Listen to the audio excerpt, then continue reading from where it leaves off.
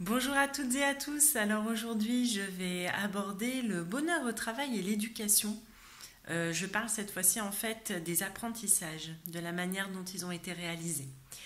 Qu'est-ce qui m'a donné envie de vous parler de ça? Eh bien, c'est suite à la dernière interview Bonheur au travail avec Christopher que vous pouvez retrouver sur www.aurélie-perez.com où justement il a porté son témoignage comme quoi il trouvait le système scolaire inadapté à son cas. Et en fait, ce n'est pas le seul à dire ça.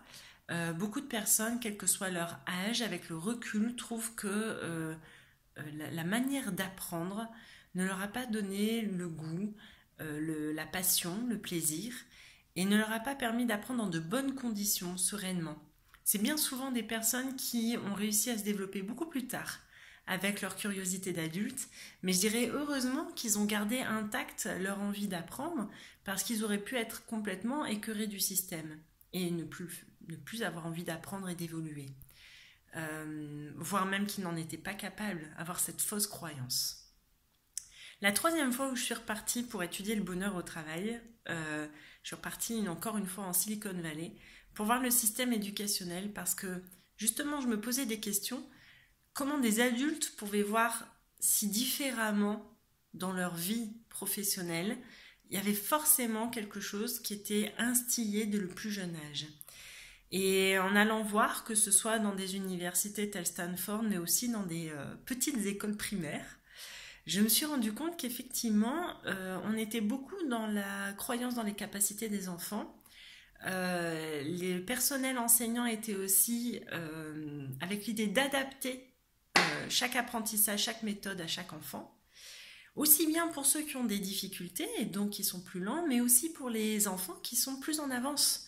N'oublions pas qu'en France, l'école est aussi une épreuve pour les enfants précoces. Le système n'est pas adapté pour eux non plus et on trouve bien souvent des enfants précoces avec un QI très élevé en échec scolaire, un comble tout de même. Et donc là, justement, aux États-Unis, en Californie et plus précisément en Silicon Valley, j'ai vu des professeurs qui instillaient ce goût d'apprendre, la curiosité, le respect aussi de l'autre. C'est-à-dire que c'est pas parce qu'on va plus vite qu'on ne doit pas respecter les autres. Et inversement, on peut aider, mais on ne doit pas faire le travail à la place non plus.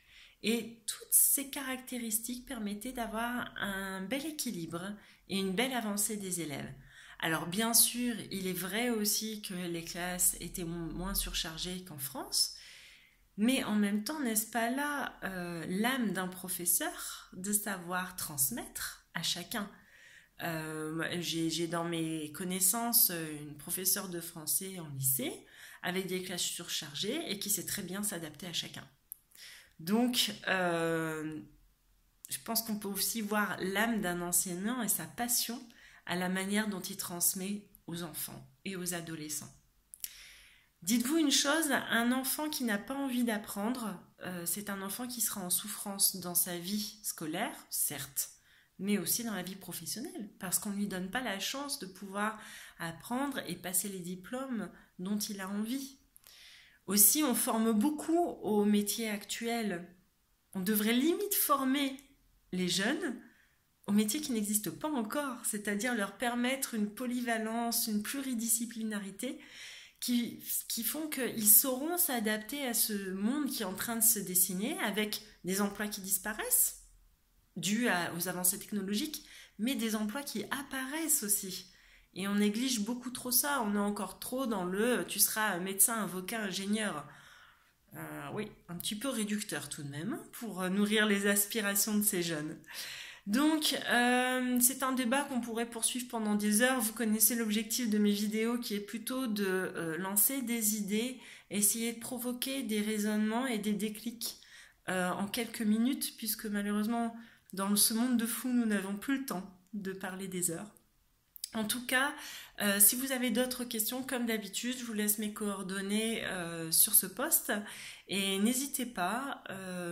En tout cas, c'est pas parce que vous sentez en échec scolaire que c'est une fatalité et que vous ne réussirez pas votre vie professionnelle.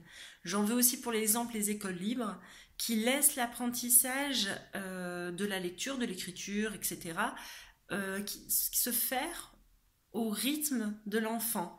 Et si l'enfant ne sait pas lire à 10 ans, ce n'est pas un drame, parce qu'il apprendra quand il en aura envie, et quand il en aura envie, ça ira beaucoup plus vite. Et ces systèmes sont encore beaucoup décriés, alors que ça fonctionne, les résultats fonctionnent. Et notamment, il y a un TEDx sur ça, d'un monsieur qui, ça dure à peu près un quart d'heure, donc je vous encourage à le regarder, d'un monsieur qui crée justement ce genre d'école sur Paris et qui s'est inspiré d'un modèle aussi californien où justement un enfant jusqu'à ses 14 ans, donc presque ado hein, quand même, hein, n'avait pas voulu se mettre dans les apprentissages, lui ce qu'il voulait c'était pêcher. Et après, le jour où il s'est pris d'une passion, notamment l'informatique si je me rappelle bien, eh ben, il a fallu apprendre à lire, à écrire, à compter, à faire des algorithmes. Et il a tout rattrapé, son retard, en 1 an, 2 ans. Et à 17 ans, il voulait déjà créer sa boîte. Donc, ne vous en faites pas si les enfants ne suivent pas le rythme que vous leur imposez. Ils ne sont quand même pas tous pareils. C'est impossible de les unifier, de les normaliser à ce point-là. Le principal, c'est qu'ils apprennent et qu'ils aient le goût d'apprendre. C'est surtout ça. Un enfant qui a le goût d'apprendre s'en sortira toujours dans la vie. Voilà, je vous laisse pour aujourd'hui et puis je vous souhaite une belle journée. À bientôt!